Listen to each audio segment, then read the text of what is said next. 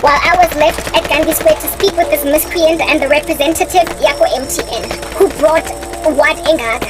Kimo slice, kimo dice. My innocence was stark, and when I was busy talking, you could tell ukuthi labantu laba were in concert with each other. Nobody was even trying to mediate, not even the advocate. I, of course, lost that whole case because they said that I resigned. Okay, I lost that case because they said that I resigned. I don't even want to talk about what in the world happened, guys, because it just brings back so many memories, and it's all very emotionally taxing. But the loudness of Gandhi Square, the only thing that enabled me to weed it out was my adrenaline rush, especially after my boss left, my former boss. Yeah, because if I don't, my future is done for. But I don't know how anybody else will be able to sit down through that noise. It definitely does not equate to white noise. They set us up for failure. Corporate South Africa, private sector, versus government services, public sector, vastly divorced in the exact same country. So it is no wonder South Africa is the most unequal country in the world. It is unequal because even its own government has no regard to equalize the unequally disadvantaged, because they set them up for the failure of sitting out an arbitration at the CCMA. They set the lowly in South African society up for failure because they are the ones that need to go to the legal aid board. They're the ones that need to go to CCMA. They're the ones that need to go to the labor court. A wealthy man will send his lawyer, his runner boy. An employed person will send her secretary, will send somebody, or will tiptoe around certain structures, and later on literally delegate chores to other people to run these errands for them. So the system is set up in a way so as to disadvantage the poverty-stricken who have to do these rounds themselves. And so they keep failing, they keep flunking, and they keep getting shut out of their own inheritance, their own promise. That's your crazy country that you are imaginative. It's still a going concern. Literally, I apologize. Okay? I don't know what you ate that gave you a bad stomach bug that then can cause you to hallucinate when you are busy thinking that this here nation is sustainable, is maintainable. If the public and the private sector can look just like Deep Snoot and Santon, and Muldersdrift respectively, or Alex and Santon respectively, you ought to understand, South Africa, that you did this to yourself. Because even the people chilling in corporate, in the private sector, are happy to be benefited by a system that disadvantages the lowly, or the lax. I was placed slap bang in the center of both these groups, having come from a life of great abundance. However, having been thrown in squalor, I can relate with both sides of this tug of war, with both sides of this little battle, this division. And because of having lived on both extremes, I recognize I don't want to belong to either. I don't want to be a part of you who are chilling in your skyscrapers, who are sitting in ergonomically efficient buildings, because you have no care for everybody else that is having a striving in a country, that is having a striving under a nation that promises them justice, but that never delivers. Why hence do you imagine that South Africa is perpetually endured under the tyranny of service delivery protests? It is this government that keeps on promising and yet does not deliver. But the private sector is too snobbish, too snooty, too snot-nosed to have anything to do with all of this suffering. I have endured so much apathy at the hands of middle-class society and everyone else above them, higher echelons of society. I have been so classistly mistreated that I decided the only people who were in the middle class, upper middle class, and basically going up in all of those echelons that treated me like I was any kind of human were not from South Africa. It's largely been Americans. And then, was there anybody from any other country other than the US? It's been Americans. The only people that did not treat me like a second-grade citizen were not from here. You have a problem. You've got problems, South Africa. Do you understand? And in that, I will have nothing to do with it. You know me. While they don't even know me from a bar of soap, only hear my story, and yet they treat me better. I am literally better placed somewhere else. Go MTN, the ergonomics, the structure, the building, was ergonomically pleasant. It was similar to that of Nedbank 45 West, the Santon building. The lifts in the reception, the foyer, were made of glass. So no claustrophobia. There wasn't even a need for that lip music type establishment thing that actually be giving you, the horrisi or whatever. The lifts were made of glass, and so you could see everything around you. No need to suffer from claustrophobia, etc. The building was very open plan. You could see the canteen and the working environments. How you entered in there was through your access card. So your access card will give you entry into wherever it is that you've got permissions to enter into. And then once you open that door, it's like an ocean. Again, an ocean of stuff. Different departments. This is training, this is project management, that's finance, that's marketing, but all on the same floor. All on the same floor. And they are all doing their job.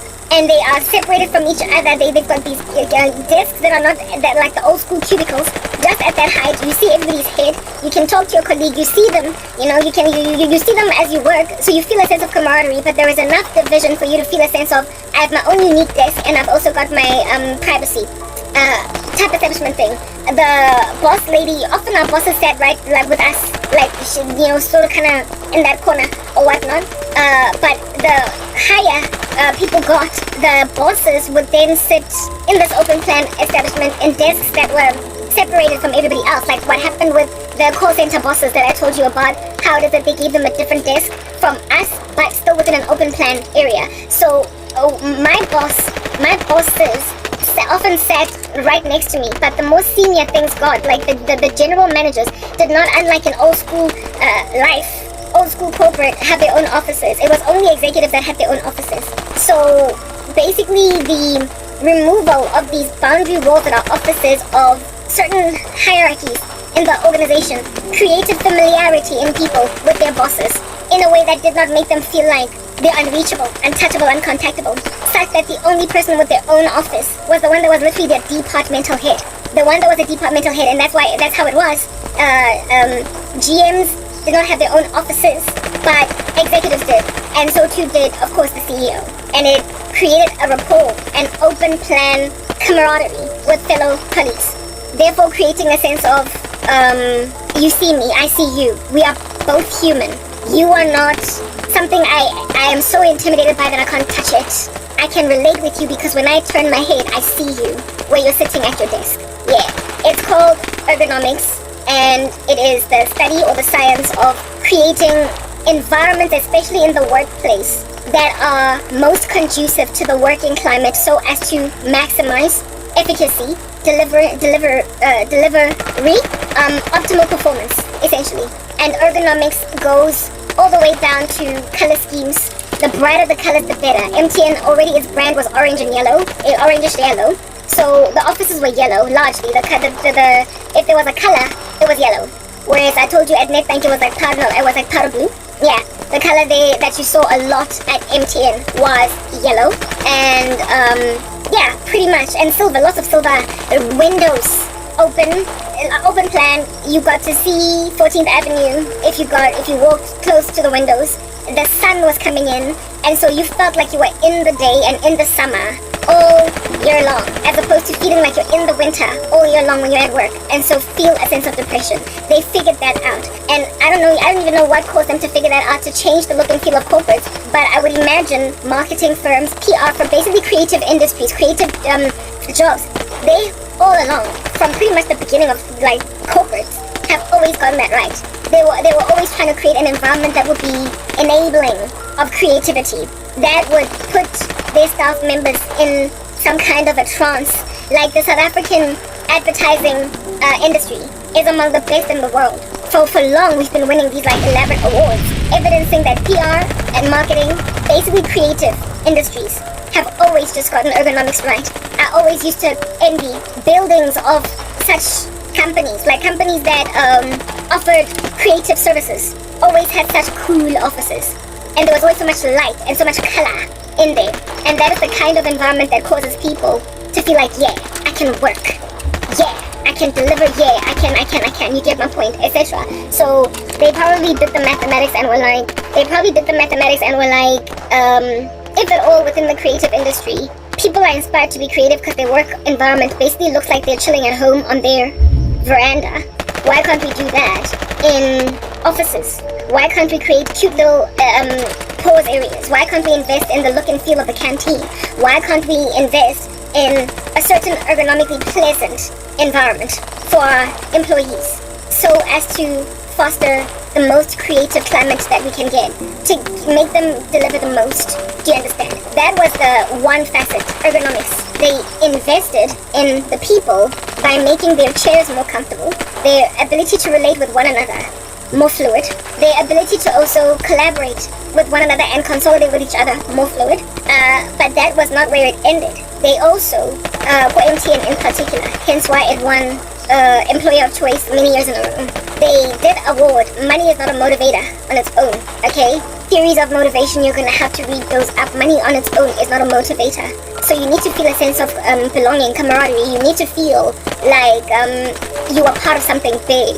And if you can have sight of that big thing, then more so are you going to be invested in it. Hence why they basically brought down the office walls behind the hierarchy. They didn't so much flatten the structure. In some instances, they did flatten the structure by getting rid of certain structures of management. If anything, there was a restructure at MTN that did flatten the structure in that very physical capacity. But sometimes they flattened the structure by simply removing the office walls around senior managers and supervisors, you know, alongside general managers, and only put office walls around executives. They did this thing to create the perception of a flattened structure. But when you flatten the structure, even physically, in that there are less people in whom to report, it creates an even grander sense of we all are contributing to how this whole thing is going. Instead of just one person being accountable, we all are. And when people feel involved and asked to participate in the betterment of a structure, they feel a sense of purpose. And purpose is a motivator. It is a strong motivator. Go and read yesterday King Herzberg's theories of motivation and realize that when you give people purpose, you can make them do everything you need them to do, even when you don't reward them materially, even when you don't reward them financially. And that is the reason why I keep doing the work that I am doing. Even though I don't have money, even though nobody pays me, even though I've been smothered and shut out of my own ministry. No, I haven't been shut out of my own ministry, but out of my own audience. Even though, people have shadow banned me, they've taken away my advanced features, they've ABC, like the stuff that has been done to me is treacherous, it's horrific. I am maintained anyway because the motivation behind me is the purpose I've been given by Jesus Christ. I have a job to do in the Lord. And so for those reasons, I'm pushed, I'm propelled, I'm moved on by it. That's why you get certain people doing extreme jobs like Doctors Without Borders, leaving a cushy Lonnie job with a corner office as a plastic surgeon or as some, hotshot doctor to go and work in some horn of Africa, dealing with hungry people, with dying people, with famished people, and yet you are fulfilled in that space because there is a grander calling to it, a sense of purpose that is felt that makes it worthwhile for you to be in that space as opposed to your corner office, evidencing that material possessions, wealth, the acquisition of them, and of course money that can buy them is not a motivator. That's why a whole Lonnie diagnostician that worked for some Lonnie hospital and was nearly the president of that hospital can literally drop their whole life, grab their wife and children, and move them to some remote corner of South America to deal with a hospital that is under-resourced, that is just teeming at the folds with so many eradicatable illnesses that nonetheless are wiping people out because there aren't enough resources. Purpose, a sense of they don't need me over there but they do here, goes a massive way. It goes a long way. It is a motivator. So if a person is feeling motivated, they work in spite of material, in spite of material reward. The only thing that a lack of material reward achieves is anxiety. The only thing that a lack of material reward in the climate of a severity of work, like just a lot of work, achieves is a sense of where am I going to get resources to keep pushing this thing. We need money. Like if you think about Doctors Without Borders, if you think about people who put themselves in parts of the world that are unreached in this regard, they're always trying to advocate, petition, and what is the word that I am looking for? What is that thing? Yeah, I think the word I'm looking for is petition. They're always just trying to advocate, rile up people, and even knock on doors.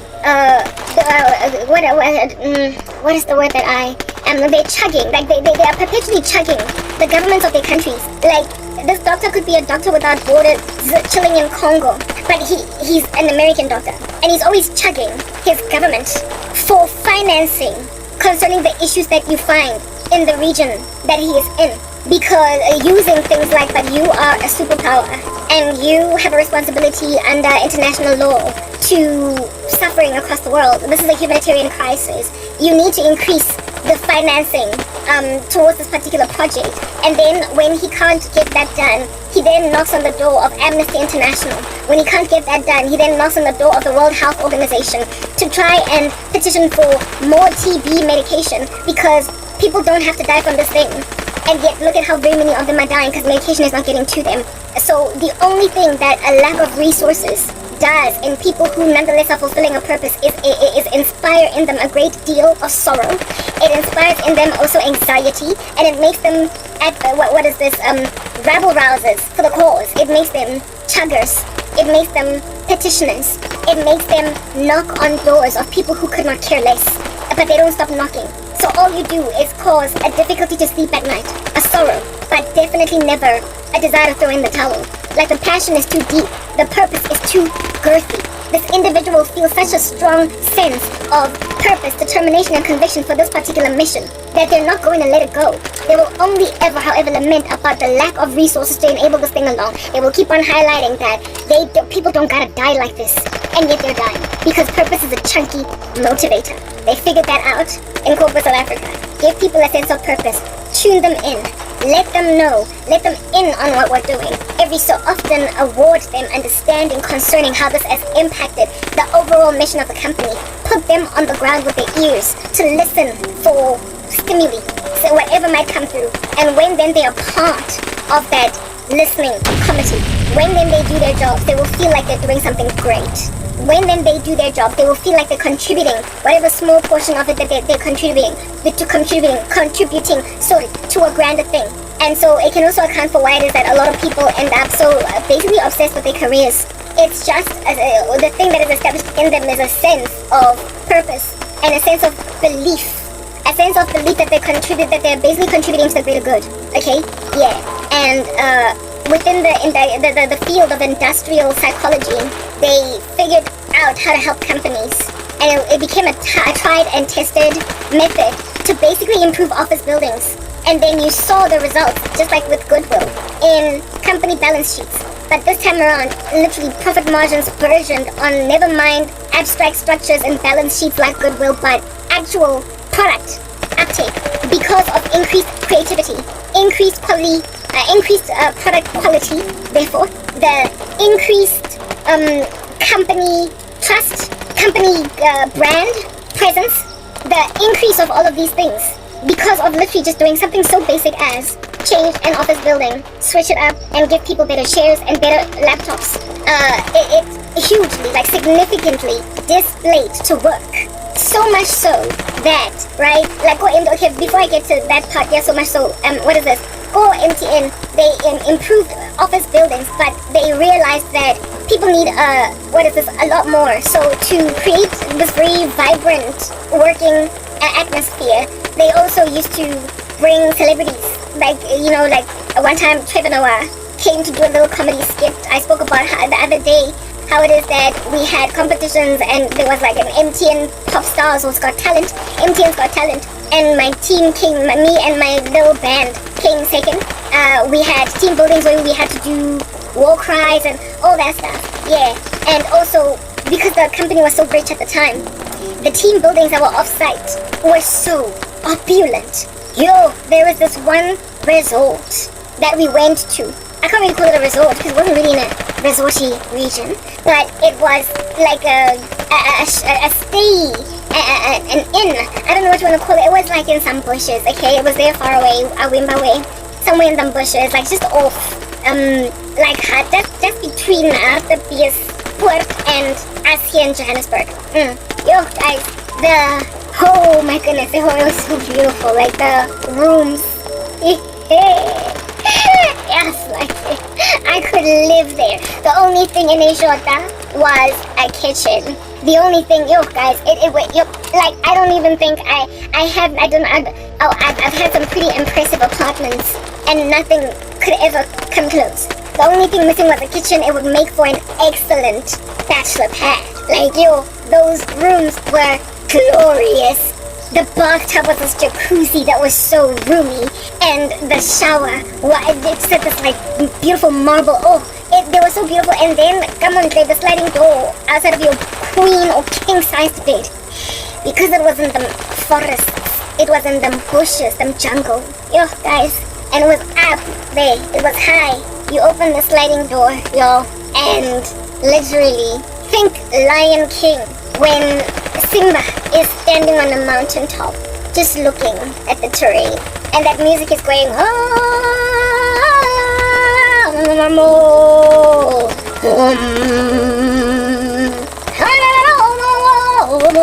and you just look at the like landscape of Earth. It was beautiful. It was just like the Earth at your fingertips from your terrace, your sliding door. You wake up like Simba, and you're like, I don't know what that guy is saying in that song, but you get the point. I was like, it was gorgeous. I have a thing about nature, young Tosa, because I have a thing about spiders, creepy crawlies. These rooms didn't have any such issue. It was just so glorious, so beautiful. This place, and we were there for 2 nights, hours, and everybody had, like, those rooms were so spacious, it was so big, and yet everybody had their own. And I was like, Batung, really, nearly 150, you paid for every one of us to have these rooms? You've got money. They were so glorious, and I would go there again today.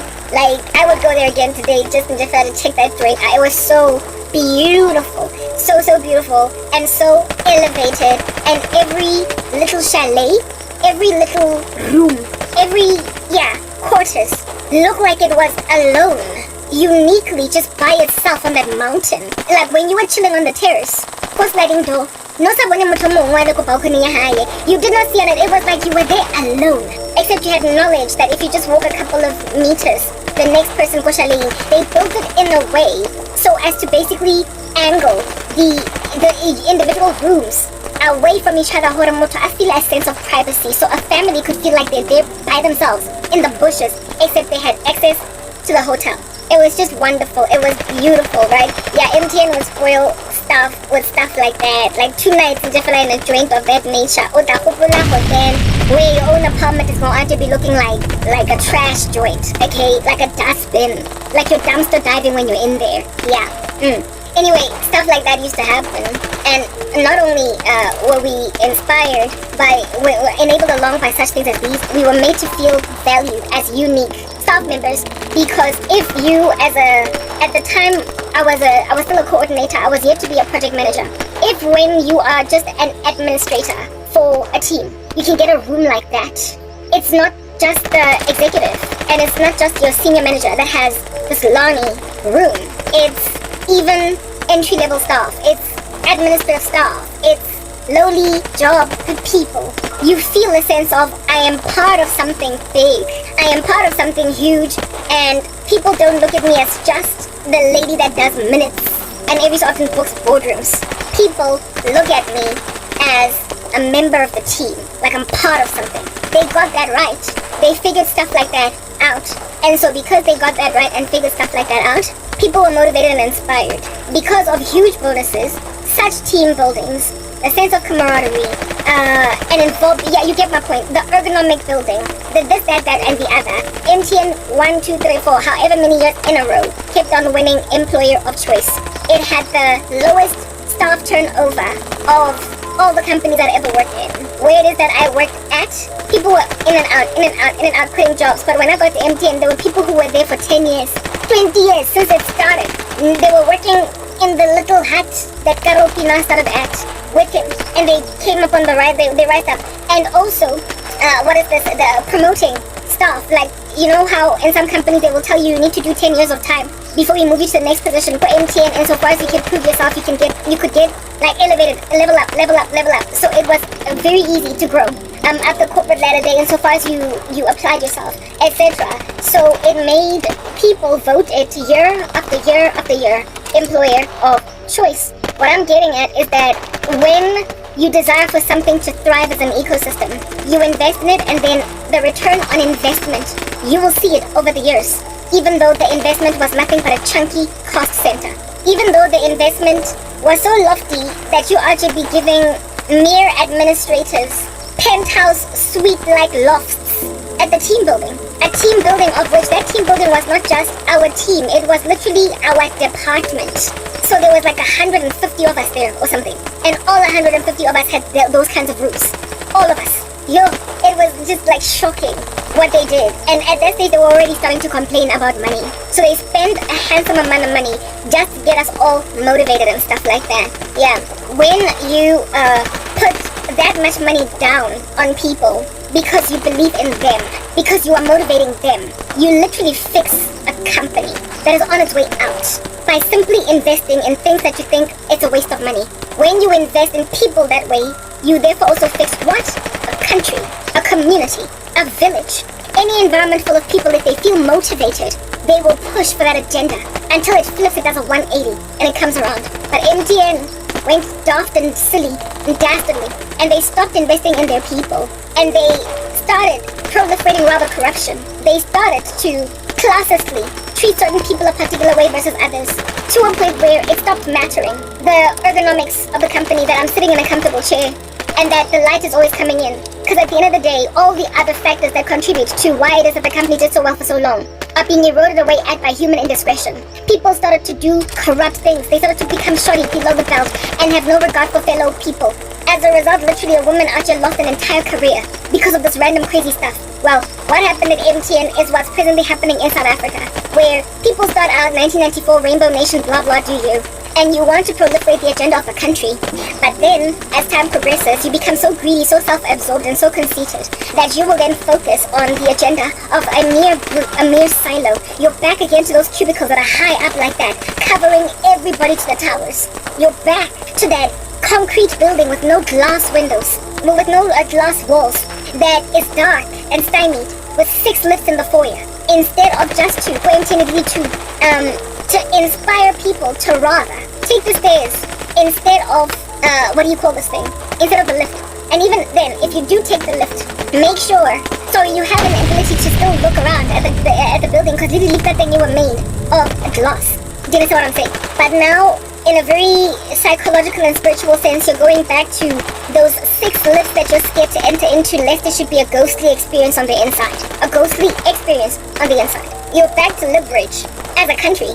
You're back to 100 Main as a country. You're back to Saltus Plaza, the little office building that I used to work at when I was a trainer in Hatfield, Pretoria. Dry. You're back to an uninspired environment. Another place as well, Kokijima. In Samrat, there were offices that were old, right next to a new block that they had built that was new, based on the ergonomic recommendations of the time. Huge difference. And I worked in both buildings. In the beginning, I didn't move up with Samrat. I was working in the ergonomically efficient building that was bright, the sun coming in, barely any lifts. There were no lifts, and I don't even think there were lifts, and yes, there were lifts, and the lifts that they need, you could see, as you go up, everything, yeah, they were open with glass, lighting everywhere, greenery, shrubs, trees outside, a beautiful, beautiful, beautiful building, and open plan, just absolute open plan in the building. But the older buildings, yes, like it, but you go in there and you feel so depressed. They were restructuring, and I re-interviewed. It's why I moved to MTN. They were restructuring, and I was an intern. I was on, what do they call that, probation? Yeah, I was on probation. And then they decided they're going to restructure. They made a decision that they're going to retrench people. And when you get, they used method, yeah, if you're a contractor or if you are an intern, if you're on probation, you are highly likely going to get retrenched. So while I was still out here trying to vie for a job, they are actually laying people off. But the opposite side of the building was actually recruiting project managers. I was interning as a project manager, good thing. I was like, okay, I'll go interview. At the interview, the building that I went to for the interview, I was like, my goodness, it was feeling like a mine. Like, yeah, a mine, as in underground. Anyway, I got the job as an IT project manager. I got the job. They gave me the job. And yeah, I got the job. They even interviewed me in Afrikaans and I could understand what they were asking me. I got the job, okay? And I started working there. Yo, guys, that building, it's like construction, man. Construction. It's like I was working in scaffolding and I couldn't deal. The building was so dark. It was so dingy. It had been around for a minute. Like, as in maybe in the days of apartheid, it was always there. Mengati, the ceiling is just gonna cave in. I was so depressed. I didn't understand how anybody could work there and feel okay. Make it miserable. And all the bosses were incubated in offices. My boss had her own office. If I wanted to speak to her, office. I was just like, I hated it. And I also hated IT project management. So when MTN offered me a demotion in exchange for a season of being retrained up in project management until I got all the time in, I took it. I took a demotion just to get out of that dingy, ergonomically inefficient ecosystem. And I was happy at MTN. I lasted there 5 years until they fired me without cause. They fired me without cause. It was the one place where I worked the longest. Everywhere else I was in and out. Yeah, that's what's good. So yeah, this system, the structure, this building model, this architectural model of an office building, I would later come to see it again in Centurion. Go momentum. Because there was some opportunity that rocked up that did not last in my life. After I lost my job, my life has just been a disaster. And momentum had the exact same office building as MTN. But instead of yellow all over the show for where there is color, it was red. But it was the exact same, like proper, it looked like MTN. The foyer, the lobby, I was like, oh, this is probably an architectural design that is coined by probably one particular firm, one particular construction firm, civil firm, that is building, rebuilding, reimagining corporates and fashioning them in the exact same model because it works. The boardroom that we went to as well, open plan, spacious, roomy. When you in the lobby, you see the canteen right in the corner, right there, in the near distance. Momentum in Centurion is beautiful. Like, if you've been there, you would know what I'm talking about. MTN. It looks exactly like MTN, exactly. And that's when I realized, they're probably building corporates in South Africa like this because they see that it works. It does improve margins, like it literally improves performance to work in an environment like that. But when, albeit working in an environment like that, there then creeps in detestable forces. There then creeps in a darkness. There then creeps in sabotage. There then creeps in individualism. There then creeps in selfishness. There then creeps in all manner and kinds of machinations with people plotting and scheming. You see, when people feel a sense of purpose, like they are part of something big, they start to feel a lot more important than yesterday when they were just regarded as an administrator. So when you feel important, there then is room to fester brand spanking new sins, like, okay, seeing as I'm important, I'm gonna knock over that girl, that guy, that one, that I may truly be above them all. The level of persecution and competition of staff because of the enablement of regular Janes to basically all have a voice in regular shows caused a very ugly rat race that got me literally fired. It made out of me Daniel in the lion's den. I lost everything. Everything. Because people took the fact that industrial psychologists enabled corporate bosses to give two hoots about people. Now that somebody cared about them, they became like spoiled brats that didn't care about each other. That then started bullying everybody on the left and on the right of them because now they've been given opportunities. South Africa is crashing and burning because everyone is evil in both the private and the public sectors.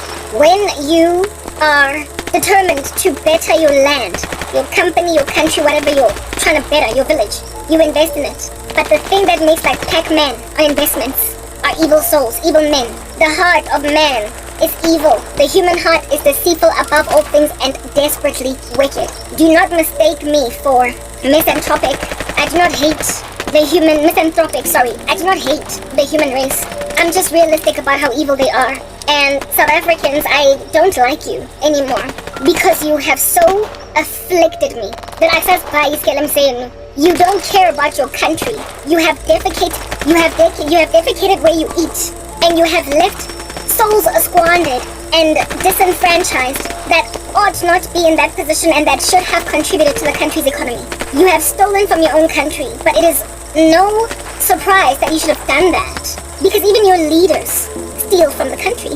If at all there are these inefficiencies in an economy, it will eventually crash and burn. Literally, an ecosystem is only as strong as its weakest link. All the way from 1994, from as soon as the new government came on board, otherwise known as the black government, let's just put that out there. As soon as the previously disadvantaged were awarded opportunity to be not so disadvantaged anymore, our government made a decision to not invest in the ergonomics of the country. So corporate South Africa goes and ergonomically beefs up and benefits its buildings, improving them from the apartheid model. But the government didn't improve our cities and make them look like the UAE.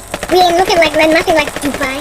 In the same way that they bought new chairs, new desks, they brought down ugly old lifts and put in new ones and fixed up the office environment, made it airy, lots of views of the highway outside. The South African government was supposed to do the same thing with our roads. They were supposed to do the same thing with our electrical infrastructure. They were supposed to do the same thing with our government schools.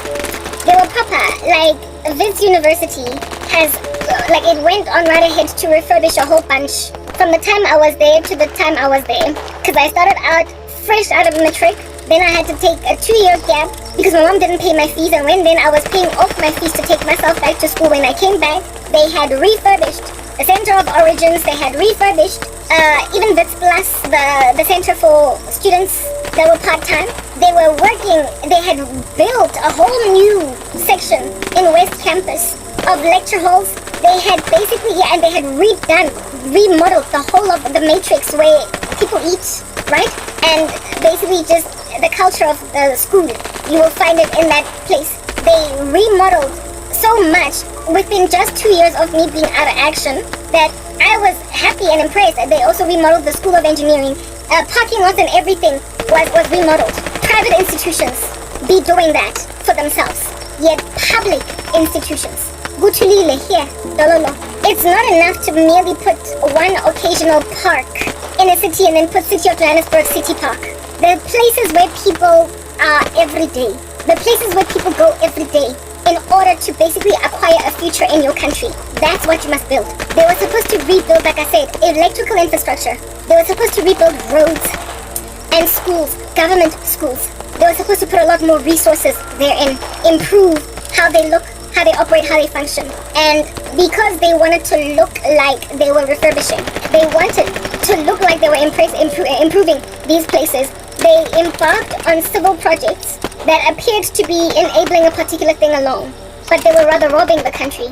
Look at where it is that they build roads, road infrastructure, in the inroads. And I keep repeating myself, in the inroads, the potholes are ridiculous, just ridiculous, in a way that they are not to be found. You're not going to find the same potholes on the highway, because it would be too dangerous to have poor workmanship on highways, because that's the fastest place where people can drive in the country. The speed limit there is 120 kilometers an hour, whereas on the inroads everywhere else it's 80 kilometers an hour, 60 kilometers an hour, with maybe speed bumps right inside like the actual residential areas. So they literally invested, when it came to residential areas, in such low quality tar that the roads are canyonic. It looks like molten, it looks like a crater. It looks like a landscape that has got volcanic craters inserted. There's like this road in Struben's Valley that literally looks like a landscape where volcanoes erupted, leaving craters in the road. And you can see that they've been patching it up over the years. So when you drive in that road, you drive at literally 20, and I'm not exaggerating, kilometers an hour, maybe even 10 kilometers, so that your car does not actually get destroyed. But when you drive out to Hendrik Potgieter, it gets better, because it's a busy road where cars can drive really fast. When you get on the N1 highway, it's better. But go back inside suburbia again, potholes. Like, they go out of their way to use substandard materials to build roads in suburbia. It's almost as if though this is our investment, frankly, in speed bumps. It's our investment in speed bumps. People will slow down because there's a crater in the road. Well, Henry Potgieter is not bad when it comes to craters in the road, but Beyers Nadia, yes, you would think they made it with paper mache or chalk. In fact, chalk is a better example. You would think Beyers Nadia was made with chalk instead of tar. The way that there's so many craters all across that road. But the moment you on-ramp onto the N1 highway, all of a sudden there is no pothole. So why? Well, what is the difference between Beyers Nadia and the N1 highway? Because everywhere it's road, right? Everywhere it's tar. The same materials are essentially supposed to be used. But no, there is substandard never mind workmanship, but also materials utilized on the in-roads and sometimes even in main roads that aren't highways, however. So all of Beyers Nadia going into Northumberland is just a bumpy ride. It's a bumpy ride. But when you go to Sandton, barely ever will you drive in Sandton anywhere on a road that is bumpy. They invest, yes, in speed bumps too, there, in a way that you don't quite find them as frequently in like your Rodipot or your whatever, evidencing that they're classist, the government is classist. But they also barely ever have any potholes. Barely ever. Whether it's on Rivonia Road, which is a main road, or on the inside in residential areas. Because that's where our ministers live, and that's also Africa's industrial hub. That's where tourists come in. That's where people set up base camp when they want to stay in Gauteng in Johannesburg for a season. And so to impress tourists in this economic metropolis that is Sandton, they invest in roads there. But all the other suburbs of South Africa, of Johannesburg, of Gauteng, all the other suburbs of Gauteng, they don't care to invest there. Like the south of Johannesburg, the west and the east. That's Johannesburg, that's where I'm from, so I can speak to my own province, but I would imagine that KwaZulu, for instance, it's probably like that. Like Sandton, where barely any potholes on the roads. I can vouch for it actually. Not long ago did we go to KZN with my family, and we went to some mall, and it was beautiful like Sandton, and there were a whole bunch of speed bumps in those roads, on the in-roads in their suburbia, barely any potholes. But when you go to places like Berea, when you go to downtown Durban, you will start to find roads that are unkept. You will start to find basically infrastructure that's not quite having the back of the people they're in. A classist government that where government officials stay and where people upon visiting from international places, from overseas, tourists, the city, the country, where they lodge, they invest there. But everywhere else, they just leave it nasty. And then in terms of road infrastructure, I have lamented about this time and time again. Go Soweto, Old Potch, that long Chris Hani Baragwana road, I think they renamed it Chris Barag or whatever. Old Potch, Old Potch. I don't understand why under heaven they uprooted robots in favor of roundabouts. Robots work with electricity. Robots need to be maintained, and their robots are traffic lights. And they saw it fit to get rid of these traffic lights in exchange for a roundabout where people must yield. It is literally the jugular that joins Soweto to the south of Johannesburg and downtown Johannesburg. And a lot of people, if at all they work in Sandton, which is in the north of Johannesburg, or anywhere, if they have to travel from Soweto to like any other suburb, far away, in order to get to work, they have to go through Old Potch. They have to go through Old Potch. That means that is a road that is so backlogged. It's such a bottleneck with traffic during the week because of people who live in Soweto that work in Sandton, that work in the east of Johannesburg, the south, they are proper, because people, they have a thing about their ghetto, they have a thing about their gussie.